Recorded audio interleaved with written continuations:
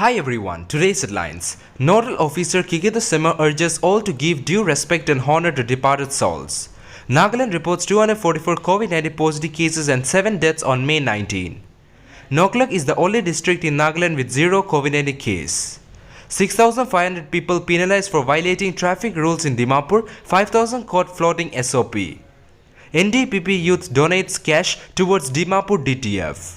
Israeli airstrike kills 6, level large family home in Gaza. US has sent $500 million worth of COVID-19 relief in India by White House.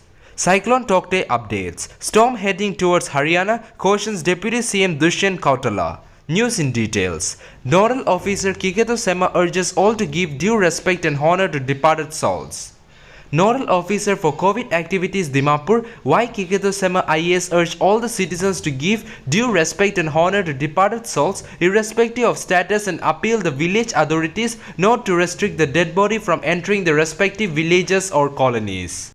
He said this in a press conference held on May 19, 2021 at DC Conference Hall, Dimapur, and also stated that a sealed disinfected coffin was totally safe for burial or cremation as per SOP given by Medical Department for disposal of COVID-19 dead bodies.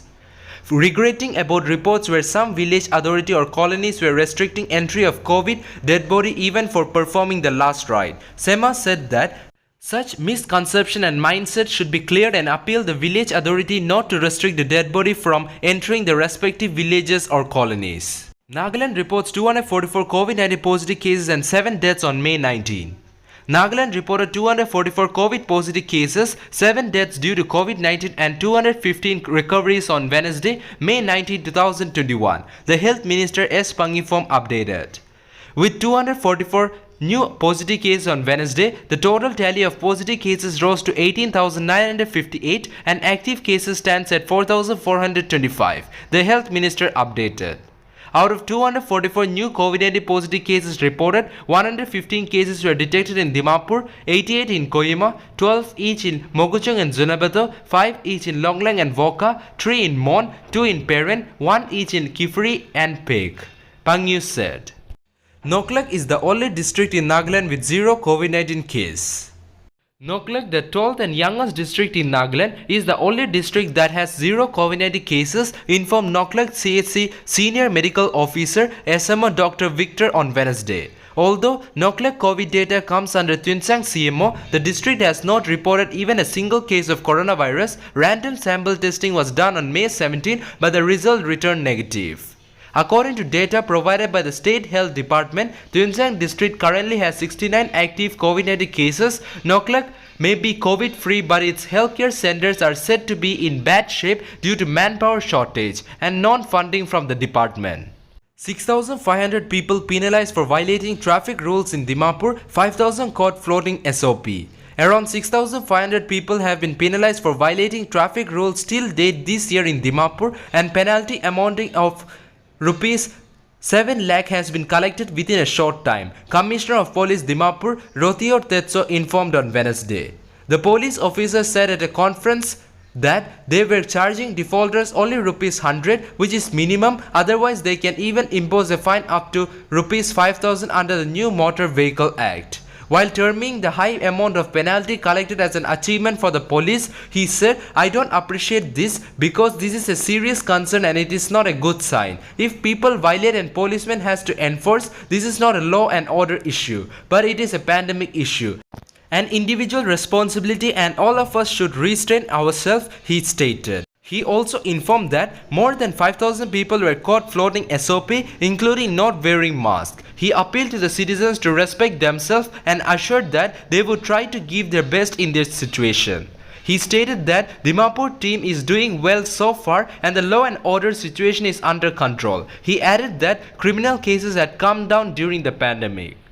NDPP youth donates cash towards Dimapur DTF. Central Youth Organization of the Nationalist Democratic Progressive Party handed over a sum of Rs 1,20,000 to the Deputy Commissioner Dimapur Rajesh Sundararajan in the presence of the Nodal Officer for COVID, Y. Kikito Sema, and Commissioner of Police Rothio Tetso for purchase of beds for the newly designated makeshift COVID hospital at Institute of Hotel Management IHM Dimapur. An update from the party IT and media cell stated that the NDPP youth representative included its vice president Meisangur Lemthur, General Secretary Lovi Pengyu, Secretary Vechusal Rotso, Youth President of Dimapur Region Toshi Longko, and Vice President Lawrence. It added that the representative had a brief meeting with the official where several COVID-related issues beside various challenges faced by the frontline workers and the COVID-19 patient. The NDPP youth representative have appreciated the DTF for their selfless and yeoman service and assured to extend all its support in combating the COVID-19 pandemic together. Israeli airstrikes killed 6, level large family home in Gaza. Israeli airstrike killed at least 6 people across the Gaza Strip and destroyed the home of an extended family early Wednesday. Despite growing international pressure for a ceasefire, the military said it widened its strike on militant targets in the Palestinian territory south to blunt continuing rocket fire from Hamas. Residents surveyed the piles of bricks, concrete and other debris that had once been the home of 40 members of Al-Astal family in the southern Gaza town of Khan Younis. They said a warning missile struck the building 5 minutes before the airstrike, allowing everyone to escape. Ahmad Al-Astal, a university professor, described a scene of panic before the airstrike hit. With men, women and children racing out of the building, some of the women did not even have time to cover their hair with Muslim headscarves, he said. US has sent $500 million worth of COVID-19 relief to India by White House. As India receives with open hands whatever relief material arrives from across the country, be it oxygen concentrator, vaccines, remdesivir injections, ventilators, oxygen cylinders, etc., the United States has stood firm in its resolve to help India with everything possible in this fight against the COVID-19 pandemic. In line with this same sentiment, the White House has said that the US has so far provided more than $500 million worth of assistance to India, adding that it would very soon distribute 80 million vaccines to other countries as well. Till date, the United States has provided over $500 million in COVID relief to India, including contribution from the US federal and state government, American companies and organizations and private citizens. White House Press Secretary Jen Psaki told the White House Foreign Press Group during a virtual press conference. Cyclone Tauktae updates. Storm heading towards Haryana, cautions Deputy CM Dushyant Chautala.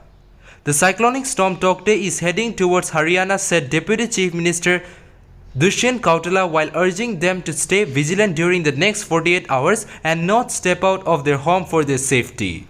According to Indian Meteorological Department, the flow of the storm is moving towards Haryana through Gujarat, Rajasthan, and its speed can move up to 50 km per hour in most districts of the state from Wednesday to Thursday evening. On Wednesday, Prime Minister Narendra Modi conducted an aerial survey to assess the damage caused by Cyclone Tauktae in Gujarat and Diu. He also announced an ex gratia of Rs 2 lakh to the next of kin of the deceased and Rs 50,000 to the seriously injured in the cyclone in the states of Kerala, Karnataka, Goa, Maharashtra, Gujarat, Rajasthan and the UTs of Daman and Diu and Dadra and Nagar Haveli. That's all for now. To get us latest news, don't forget to subscribe this channel. Thank you.